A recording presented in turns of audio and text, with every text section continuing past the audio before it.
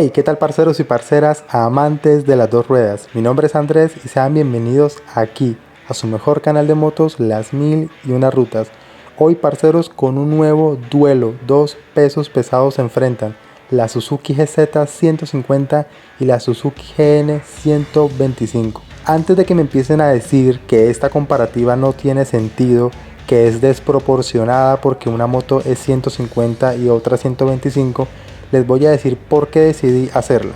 En primer lugar, porque es una pregunta que he visto con bastante frecuencia en mi canal y en los grupos de GN 125 y GZ 150, sobre todo en lo referente a similitudes y diferencias. En segundo lugar, porque yo también tuve esa misma duda. Antes de comprar mi GZ, de hecho, tenía también como primera opción la GN 125 y quería saber qué ventajas y desventajas tendría con cada una de ellas, y no encontré mucha información al respecto. Y en tercer lugar, porque esta comparación, aunque parezca absurda, es bastante reñida, ya que la GN también tiene lo suyo, ya se van a dar cuenta. En este video no voy a hablar tanto de las prestaciones ni de la tecnología de cada una de las motos, ya que es obvio que hay una clara diferencia. En lo que sí me voy a detener es en analizar qué ventajas y desventajas tendría una sobre otra a la hora de rodar en distintos terrenos, el consumo, la comodidad, la velocidad crucero, entre otras. He tenido experiencia con juntas máquinas, las he manejado, las conozco de primera mano y es por eso que me atreví a realizar esta comparativa. Así que arranquemos. Hablemos primero de la GN 125. Si bien esta motocicleta tiene menos torque y potencia que la GZ, hay un factor que le da cierta ventaja y es su peso, y allí se pueden equiparar un poco más las cosas. La GZ pesa 147 kilogramos en seco, mientras que la GN pesa 105 kilogramos. Al ser más liviana, la GN compensa muy bien su potencia con su peso, mientras que la GZ no, ya que pesa mucho para su cilindrada. En ese sentido, la diferencia en cuanto a velocidad final y en cuanto a fuerza vendría siendo muy similar. Aunque es importante también mencionar que el peso de la GZ también juega a su favor, ya que junto con su bajo centro de gravedad hacen que la moto sea más estable, se pegue mejor al suelo y sea más ideal para sacarla a rodar por carretera. Otra ventaja de la GN es que es más práctica y ligera a la hora de usarla en ciudad, ya que por su peso y proporciones se convierte en una moto ideal para salir del tráfico y adelantar vehículos sin ningún problema. Caso contrario ocurre con la GZ, ya que al ser una moto tan larga, ancha y pesada, no es tan fácil de maniobrar entre vehículos, además de que su rango de giro no es el más amplio. Ya en mi canal realicé un video explicando cómo se comporta la GZ en ciudad y en carretera. Aquí arriba les dejo el link por si quieren ir a verlo.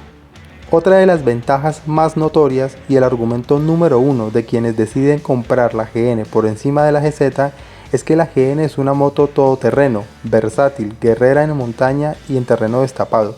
De hecho, acá en Colombia la gente la compra sobre todo con ese propósito, mientras que la GZ no es la mejor trochando, ya que no fue diseñada para ese tipo de terrenos. Es una moto que por su peso, por la corta distancia al piso y por su diseño no se presta mucho para este tipo de rutas. Por otro lado, y algo que es importante también tener en cuenta, es que la GN es mucho más económica de mantener en cuanto a repuestos y mano de obra se refiere. Al ser una moto que aún se comercializa en masa y que es carburada, es muy fácil encontrar los repuestos y a un precio asequible, mientras que con la GZ la cosa es un poco más compleja. Primero, porque es una moto que ya salió del mercado, o al menos acá en Colombia.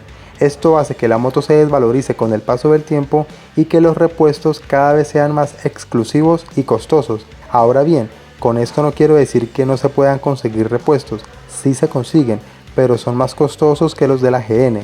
Eso sin mencionar que en cuestión de mantenimientos sale más costosa la GZ que la GN.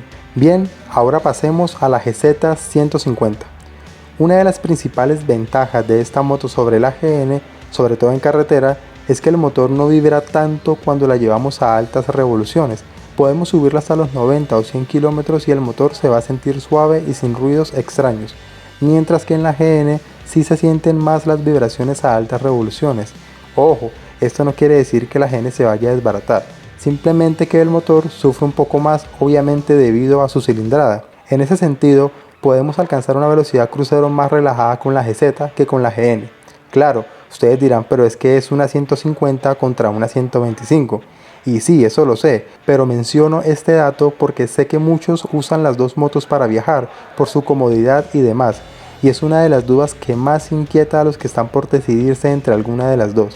Ahora bien, ¿juntas se pueden sacar a carretera? Sí, pero exigiéndolas como lo que son, motos de baja cilindrada que no son las más veloces y que por lo tanto hay que viajar con ellas respetando el límite de revoluciones permitido. Otra ventaja de la GZ es su bajo consumo de combustible y la capacidad de su tanque.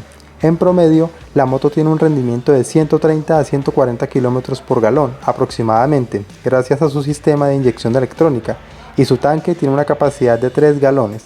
Esto nos da un total de 400 a 420 km con el tanque lleno. La GN, en cambio, tiene un tanque más pequeño, le caben 2.7 galones y tiene un rendimiento de 120 a 130 km por galón aproximadamente. Esto nos da un total de 330 a 350 km con el tanque lleno. Aclaro que estos datos varían mucho de acuerdo a la altura en que se use la moto, el peso del conductor y el peso de carga, entre otras. Estos datos son el resultado de mi experiencia con las dos máquinas. En cuanto a comodidad, si bien Juntas Motos resaltan en este aspecto, considero que la GZ, al tener un sillín más ancho y acolchado y los posapiés inclinados hacia adelante en sincronía con el manillar, saca cierta ventaja sobre la GN que carece de estos detalles. Ya los detalles estéticos y demás se los dejo a su criterio. Hasta aquí este video, parceros, espero les haya gustado. Si es así, no olviden apoyar el canal con un like. Si creen que faltó algo por mencionar o no están de acuerdo con algo que dije, pueden dejar su opinión en los comentarios para así abrir el debate. Nos vemos en una próxima ocasión y buenas rutas.